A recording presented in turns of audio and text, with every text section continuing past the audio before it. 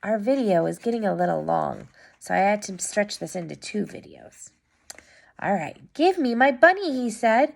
You mustn't say that. He isn't a toy. He's real. When the little rabbit heard that, he was happy, for he knew that what the skin horse had said was true at last. The nursery magic had happened to him, and he was a toy no longer. He was real. The boy himself had said so. That night he was almost too happy to sleep, and so much love stirred in his little stardust heart that it almost burst. And into his boot-button eyes that had long ago lost their polish, there came a look of wisdom and beauty, so that even Nana noticed it the next morning when she picked him up, and said, I declare if that old bunny hasn't got quite a knowing expression. Aww. See, now the bunny is real because the boy loved him. See, look it. That little boy looks just like Jamie.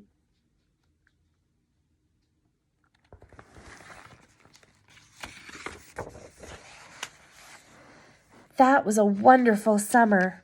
Near the house where they lived, there was a wood, and in the long June evenings, the boy liked to go there after tea to play. He took the Velveteen Rabbit with him, and before he wandered off to pick flowers or play at brigands among the trees, he always made the rabbit a little nest somewhere among the bracken, where he would be cozy, for he was a kind-hearted little boy, and he liked Bunny to be comfortable. One evening, while the rabbit was laying there alone, watching the ants that ran to and fro between his velvet paws in the grass, he saw 2 strange beings creep up out of the tall bracken near him. They were rabbits, like himself, but quite furry and brand new. They must have been very well made, for their seams didn't show at all, and they changed shape in a queer way when they moved. One minute they were long and thin, and the next minute fat and bunchy, instead of always staying the same like he did. Their feet patted softly on the ground, and they crept quite close to him, twitching their nosies, while the rabbit stared hard to see which side the clockwork stuck out, for he knew that people who jump generally have something to wind them up, but he couldn't see it. They were evidently a new kind of rabbit altogether. They stared at him, and the little rabbit stared back, and all the time their noses twitched. Why don't you get up and play with us? One of them asked. I don't feel like it, said the rabbit, for he didn't want to explain that he had no clockwork. Okay, here's the boy and rabbit out playing in the yard. And look at the boy is blowing bubbles for Rabbit.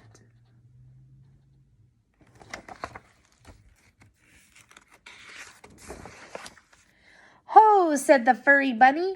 It's as easy as anything. And he gave a big hop sideways and stood on his hind legs. I don't believe you can, he said. Snarky bunny. I can, said the little rabbit. I can jump higher than anything. He meant when the boy threw him, but of course he didn't want to say that. Can you hop on your hind legs? Asked the furry rabbit. That was a dreadful question, for the Velveteen Rabbit had no hind legs at all. The back of him was made all in one piece, like a pincushion. He sat still in the bracken and hoped that the other rabbits wouldn't notice. I don't want to, he said. But the wild rabbits have very sharp eyes, and this one stretched out his neck and looked. He hasn't got any hind legs, he crawled out. Fancy that, a rabbit without any hind legs. And he began to laugh. I have, cried the rabbit. I have got hind legs. I'm sitting on them. And then stretch them out and show me like this, said the wild rabbit. And he began to whirl around and dance till the little rabbit got quite dizzy. I don't like dancing, he said. I'd rather sit still. But all the while he was longing to dance, for a funny new tickly feeling ran through him, and he felt like he would give just anything in the world to be able to jump about like these rabbits did. The strange rabbit stopped dancing and came quite close. He came so close this time that his long whiskers brushed the Velveteen Rabbit's ear, and then he wrinkled his nose suddenly and flattened his ears and jumped backwards. Uh-oh, look. The rabbit is coming to smell the bunny. Look it. What do you think he's going to say? Poor bunny. They were teasing him, and that's not very nice. He doesn't smell right, he exclaimed. He isn't a rabbit at all. He isn't real. I am real, said the little rabbit. I am real. The boy said so. And he started to cry. Just then, there was a sound of footsteps, and the boy ran past near them. And with a stamp of his feet and a flash of white tails, the two strange rabbits disappeared. Come back and play with me, called the little rabbit. Oh, do come back. I know I'm real. But there was no answer, only the little ants that ran to and fro, and the bracken swayed gently where the two strangers had passed. The Velveteen Rabbit was all alone. Oh dear, he thought. Why did they run away like that? Why couldn't they stop and talk to me? For a very long time he laid very still, watching the bracken and hoping that they would come back. But they never returned, and presently the sun sank lower and the little white moths fluttered out, and the boy came and carried him home. Poor bunny. Look. Oh, look, his boy came and got him and took him home. Weeks passed, and the little rabbit grew very old and shabby, but the boy loved him just as much. He loved him so hard that he loved all of his whiskers off, and the pink lining to his ears turned gray, and his brown spots faded. He even began to lose his shape, and he scarcely looked like a rabbit anymore, except to the boy. To him he was always beautiful, and that was all that the little rabbit cared about. He didn't mind how he looked to other people, because the nursery magic had made him real. And when you are real, shabbiness doesn't matter. And then one day the boy got sick. His face grew very flushed, and he talked in his sleep, and his little body was so hot that it burned the rabbit when he held him close. Strange people came and went in the nursery, and a light burned all night, and through it all the little Velveteen Rabbit lay there, hidden from sight under the bedclothes, and he never stirred, for he was afraid that if they found him, someone might take him away, and he knew that the boy needed him. It was a long, weary time, for the boy was too ill to play, and the little rabbit found it rather dull with nothing to do all day long. But he snuggled down patiently and looked forward to the time when the boy would be well again. And they would go out into the garden amongst the flowers and the butterflies and play games in the raspberry thicket like they used to. All sorts of delightful things he planned to do with his boy. And while the boy lay asleep, he crept up close to the pillow and whispered in his ear. And presently the fever turned, and the boy got better. He was able to sit up in bed and look at picture books while the little rabbit cuddled close by his side. And one day they let him get up and get dressed. Look, here's the boy loving his bunny so much.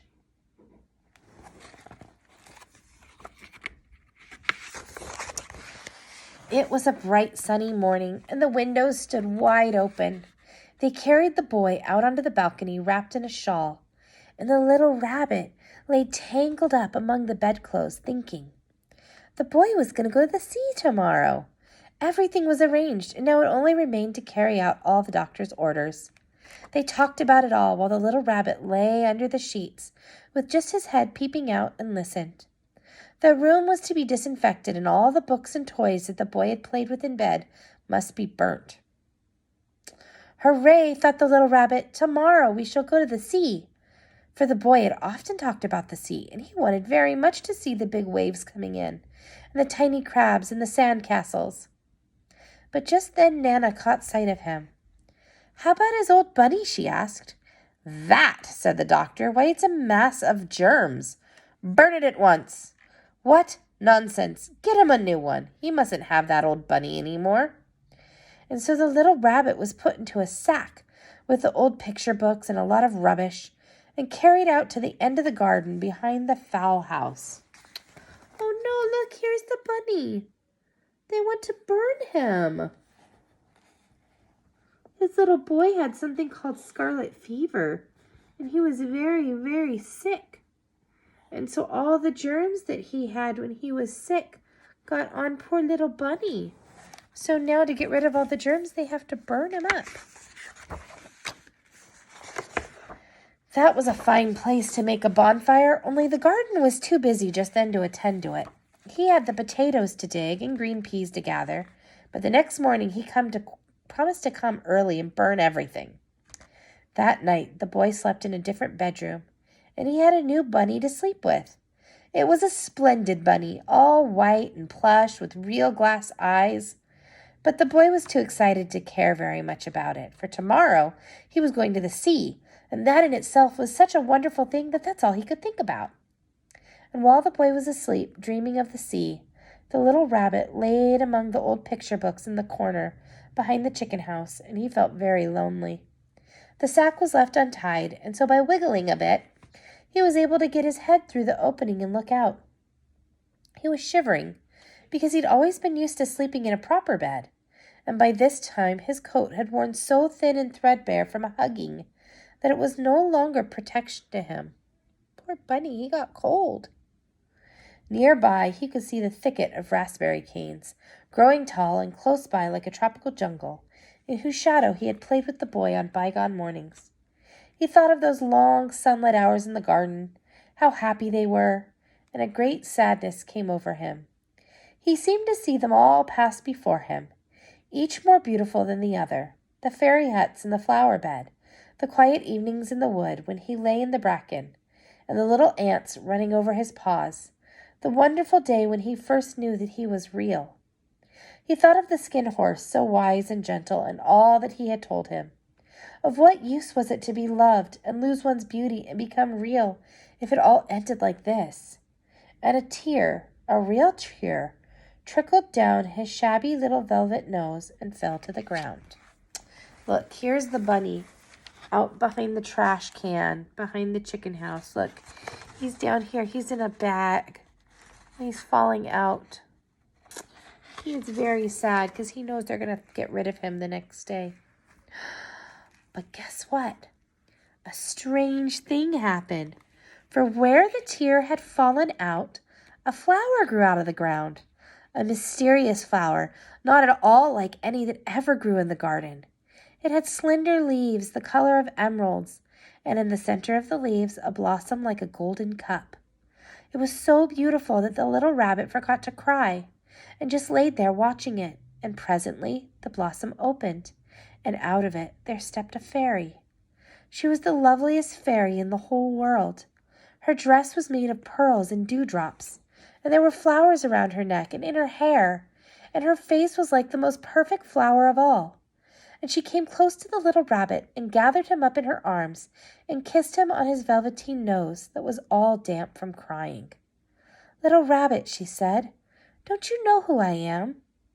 The little rabbit looked up at her, and it seemed to him that he had seen her face before, but he couldn't think where.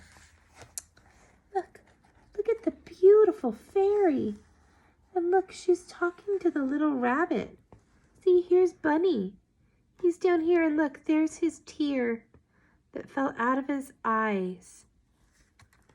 And it grew a fairy. See how pretty she is?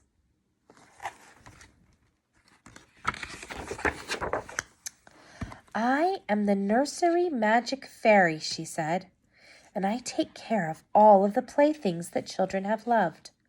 When they're old and worn out and the children don't need them anymore, then I come and take them away with me, and I turn them into real." "Wasn't I real before?" asked the little rabbit. "You were real to the boy," the fairy said, "because he loved you. But now you shall be real to everyone." And she held the little rabbit close in her arms and flew with him into the woods. Okay, so look, here's the little boy's house. And here's the fairy with the bunny flying far, far up into the woods.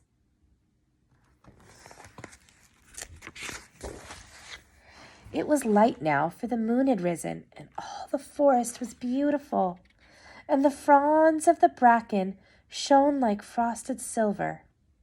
In the open glade between the tree trunks, The wild rabbits danced with their shadows on the velvet grass. But when they saw the fairy, they all stopped dancing and stood around in a ring to stare at her. "I've brought you a new playfellow," the fairy said. "You must be very kind to him and teach him all that he needs to know in Rabbit Land, for he's going to live with you forever and ever." And she kissed the little rabbit again and put him down on the grass. "Run and play, little rabbit," she said.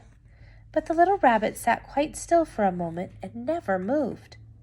For when he saw all the wild rabbits dancing around him, he suddenly remembered about his hind legs, and he didn't want them to see that he was made in one piece.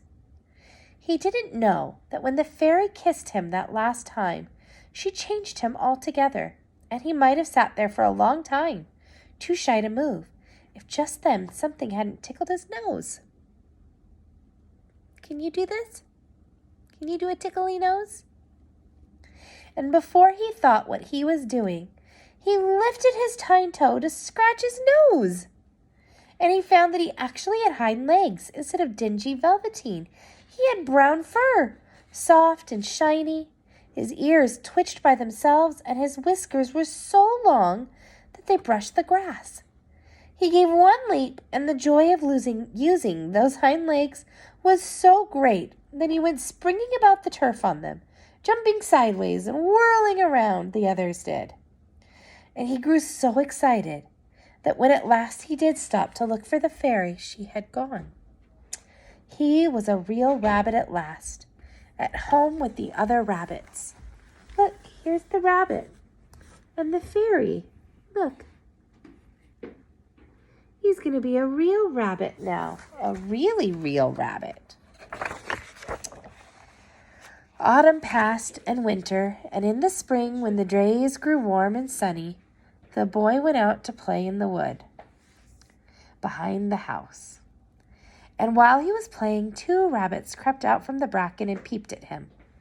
One of them was brown all over, but the other had strange markings under his fur, as though long ago he had been spotted, and the spots still showed through. And about his soft nose and his round black eyes there was something familiar, so that the boy thought to himself, "Why, he looks just like my old bunny that was lost when I had scarlet fever."